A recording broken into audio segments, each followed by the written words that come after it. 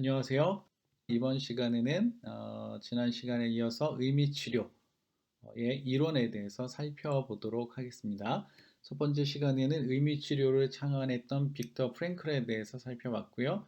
이번 시간에는 이제 의미치료에서 중요한 이론 개념들에 대해서 살펴보도록 하겠습니다. 그리고 이제 마지막 시간에는 실제로 어떻게 상담을 할 수 있는지, 상담의 방법, 과정, 기술에 대해서 언급을 하도록 하겠습니다. 자, 의미치료라고 우리가 번역하기도 하고요. 또 의미요법이라고 번역하기도 하고, 실제로 책들이 그렇게 번역되어져 있습니다. 그리고 이제 최근에는 그냥 로고테라피라고 번역을 합니다. 그냥 음역을 해서 번역을 하는데, 로고테라피는 1962년 죽음의 수용소에서라는 책에 처음 실린 이후에 계속해서 보완되고 수정돼 왔습니다. 이제 프랭클이 사망했으니까 프랭클에 의해서는 마무리됐다고 보시면 되겠고요. 우리가 로고테라피를 통해서 관련해서 볼 수 있는 책들은 상당히 많이 나와 있습니다. 그 로고테라피의 특징이라고 한다면 미래에 초점이 있다는 거죠. 미래에 초점이 있다. 그래서 로고테라피는 미래에 환자가 이루어야 할 과제가 갖고 있는 의미에 초점을 맞추고 있고요. 동시에 정신질환을 일으키는데 아주 커다란 역할을 하는 악순환 형성과 송환 기제를 악화시킵니다. 이제 또 그렇게 해서 정신질환 환자에게 전형적인 자기 집중 현상이 발생하고 심화되는 것을 막습니다. 어쨌든 중요한 것은 이 로고 테라피가 미래의 관점이 있고 특별히 의미에 초점을 맞추고 있다는 것이고요.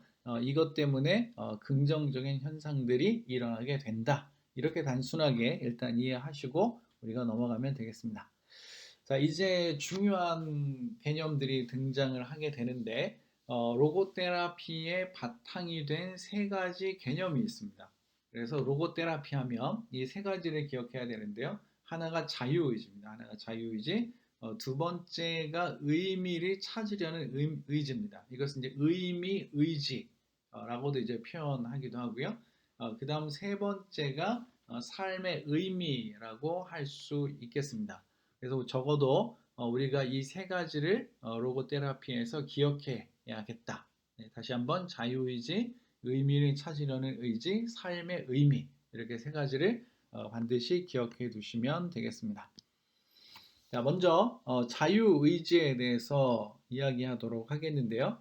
교과서적인 정의를 먼저 읽도록 하겠습니다. 자유의지는 결국 인간의 자유의지를 의미하는 것이다. 인간의 의지는 유한한 존재로서의 의지이다. 인간의 자유는 어떤 조건을 피할 수 있는 자유가 아니라 그가 어떤 조건에 처해 있든 그것에 대해 자신의 태도를 결정할 수 있는 자유이다. 이렇게 교과서적으로 정의할 수 있겠습니다. 인간은 유한한 존재인데 결국 인간의 의지 역시 이 유한한 존재로서의 의지라는 거죠. 내가 하고 싶은 대로 다 할 수 있다. 이게 자유의지가 아니고요. 유한한 존재로서의 자유의지라는 사실을 기억하시면 되겠습니다. 자, 인간의 자유는 어떤 조건을 피할 수 있는 자유가 아닙니다. 어떤 상황을 피할 수 있는 자유는 아닌 거죠. 그래서 프랭클이 강조하는 것은 뭐냐면 인간이 어떤 조건에 처해 있든지 간에 그것에 대해서 자신의 태도, 이제 그것에 대해서 자신이 어떤 태도를 지닐 수 있는가를 결정할 수 있고 그 자유가 인간에게 있다라고 프랭클이 보고 있는 것입니다. 그래서 인간의 자유의지는 이런 측면에서 이해할 수 있다. 그래서 인간의 자유의지는 하고 싶은 대로 다 하는 걸 가리키는 것이 아니라 유한한 존재로서의 의지이고 어떤 상황에 대해서 태도를 결정할 수 있는 네, 그런 자유를 가리키는 것이다 라고 보시면 되겠습니다. 자, 두 번째, 의미를 찾고자 하는 의지에 대해서 살펴보도록 하겠습니다.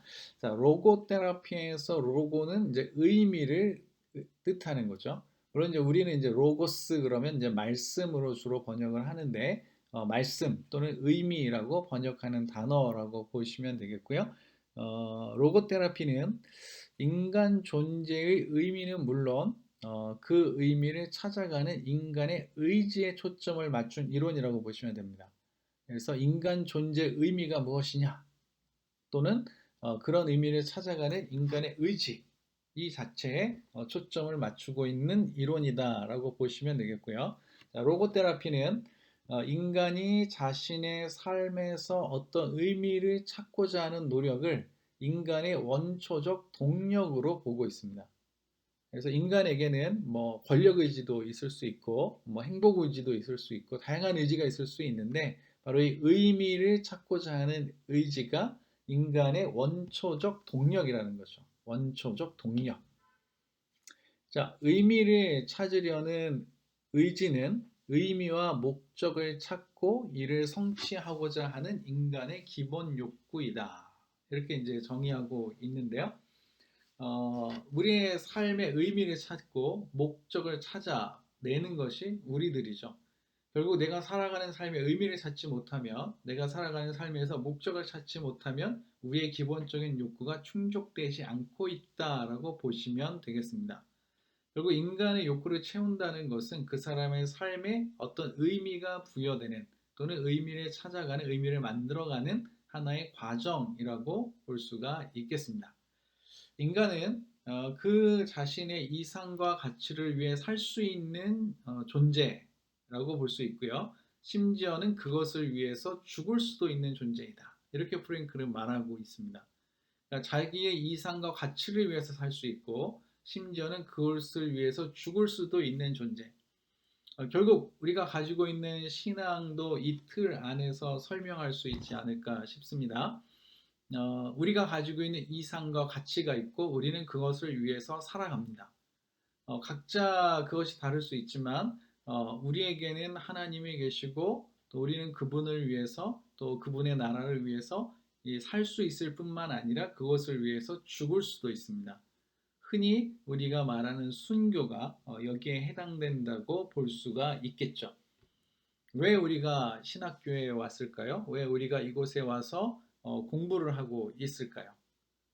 다른 여러 가지 이유를 찾아낼 수도 있겠지만 결국 우리가 거기에 의미를 두고 있고 가치를 부여하고 있고 그것이 바로 우리가 꿈꾸는 것이기 때문에 우리의 이상이기 때문이라고 말할 수 있을 것입니다.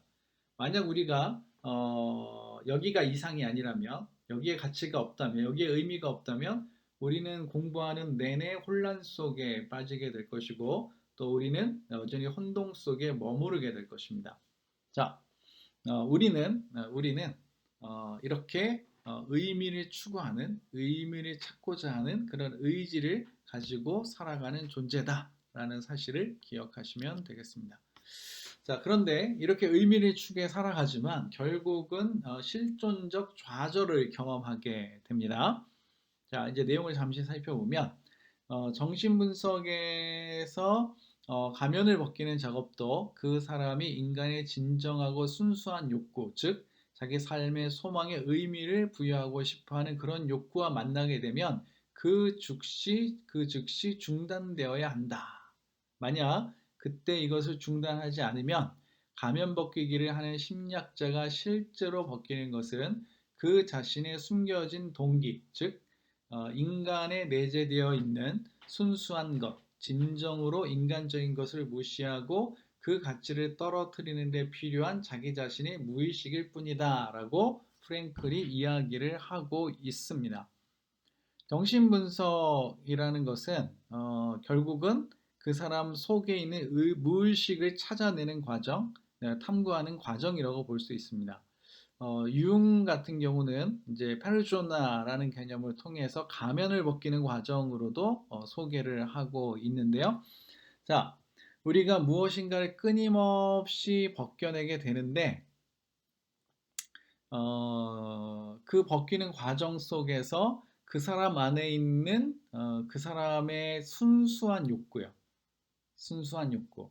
그러니까 자기의 삶에 뭔가 그 소망을 자기의 삶의 소망에 의미를 부여하고 싶은 이제 그런 욕구를 만나게 되면 더 이상 파고 내려가지 말라는 거죠. 그래서 오히려 그것은 그 사람의 가치를 인간적인 것을 떨어뜨릴 수 있다라고 보고 있습니다. 자, 의미를 찾으려는 인간의 의지도 좌절을 당할 수 있습니다. 그래서 우리가 이제 실존적 좌절이라는 표현을 쓰고 있는데 실존적의 세 가지 의미를 보면 첫 번째는 이제 존재 그 자체를 가리키는 것이고요. 즉 인간 특유의 존재 방식이라고 볼 수 있고 두 번째는 존재 의미를 가리키는 것이고요. 각 개인의 삶에서 구체적인 의미를 찾아내려는 노력, 즉 의미를 찾으려는 의지를 가리키는 것입니다. 자, 이런 실존적 좌절이요. 그러니까 실존적 좌절 역시 정신질환을 초래할 수 있습니다. 우리가 조금 전에 의미를 찾고자 하는 의지에 대해서 이야기를 했는데 결국은 이제 의미를 찾으려는 인간의 의지가 좌절을 당할 수가 있습니다. 이것을 우리가 이제 실존적 좌절이라고 하는 것이고 이런 실존적 좌절을 경험하게 되면 결국에는 정신질환을 가져올 수도 있다. 이런 말이 되겠죠. 자, 실존적 좌절은 또 이어서 실존적 공허감을 일으킬 수 있습니다. 실존적 공허에 대한 정의, 이야기를 잠깐 살펴보면 이렇습니다. 실존적 공허는 인간이 진정한 의미의 인간이 된 후에 겪어야 하는 두 가지 손실에서 비롯된다. 하나는 자기 자신을 안전하게 지킬 수 있는 동물적 본능의 상실이며 다른 하나는 자기 행동을 지탱해주던 전통의 빠른 와해이다. 실존적 공허라는 것은 이런 것과 이제 관련이 있다고 보는 건데요. 이제 자기 자신을 안전하게 지킬 수 있는 그런 본능을 상실한다든지, 또 자기 행동을 지탱해주던 전통이 빨리 와해돼 버린다든지. 어쨌든 실존적 공허는 대개 권태를 느끼는 상황에서 나타나게 됩니다. 자, 현대 사회에 만연해 있는 우울증, 공격성, 중독증의 원인이 무엇인지 알려면 그 저변에 깔려 있는 실존적 공허에 대해서 먼저 이해해야 한다고 프랭클이 주장을 하고 있는데요. 실제로는 이제 프랭클의 책에 보면 우울증, 공격성, 중독에 대한 이야기를 상당 부분 할애해서 언급을 하고 있습니다.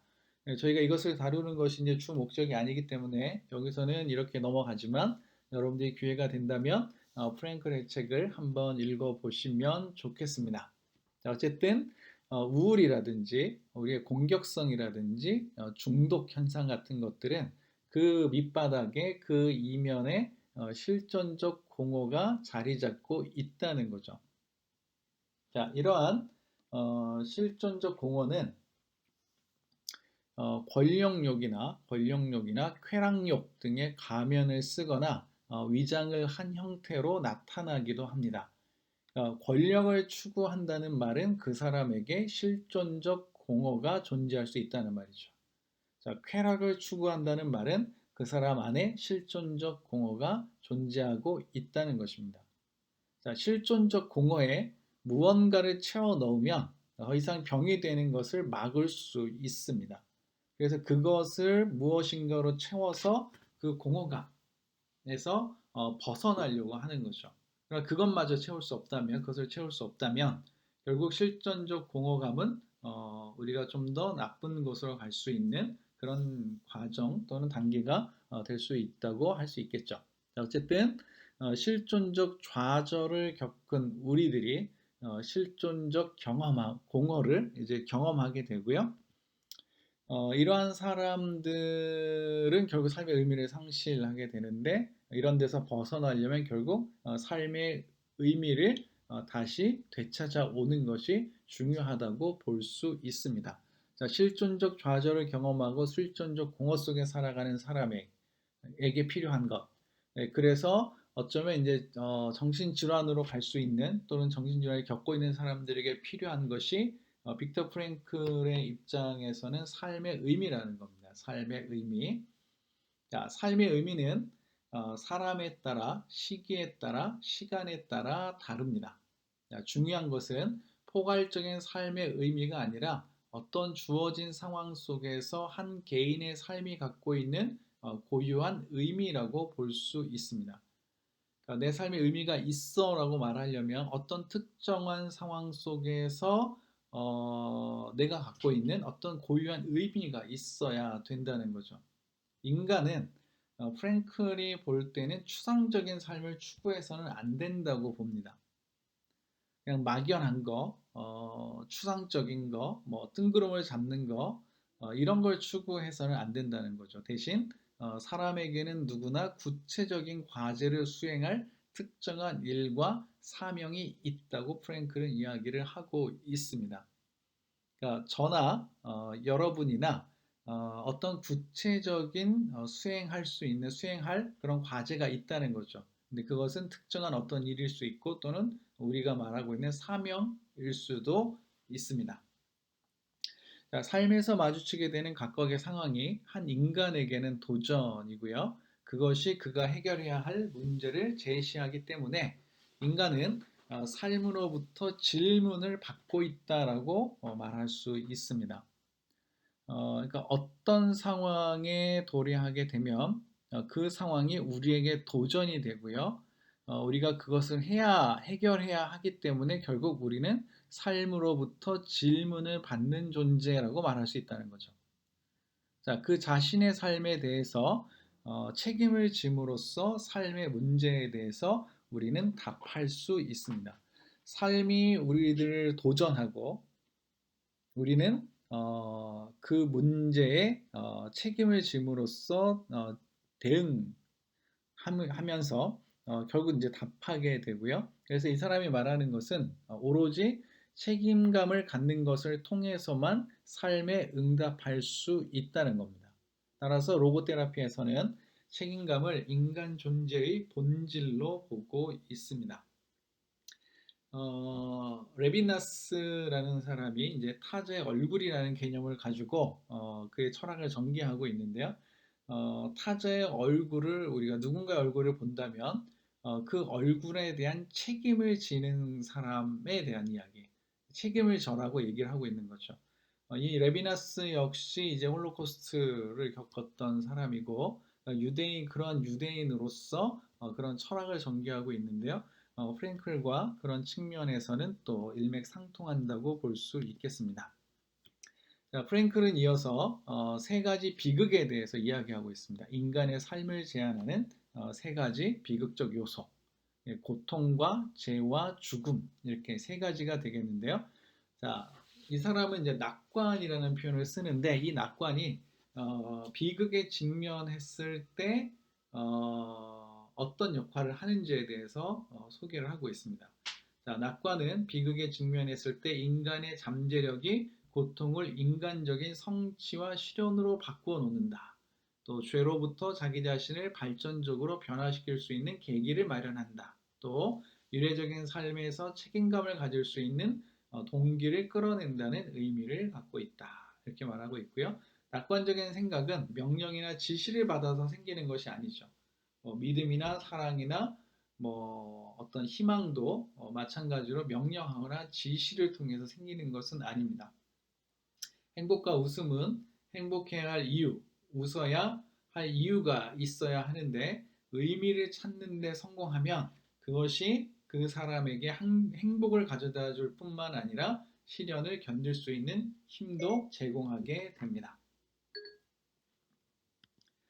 자, 시련에 대해서 잠시 언급을 하도록 하겠습니다. 영화의 전체적 의미는 마지막 장면이 나올 때까지는 드러나지 않습니다.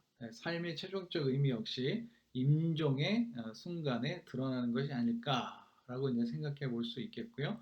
이제 만약 피할 수 없는 시련이라면 그 원인을 제거하는 것이 더 의미 있는 행동이라고 할 수 있습니다. 우리에게 피할 수 없는 시련이 닥쳐온다면 그 원인을 제거하는 것이 좋겠다는 거죠. 왜냐하면 불필요한 시련을 견디는 것은 영웅적인 행동이 아니라 자학에 불과하기 때문입니다.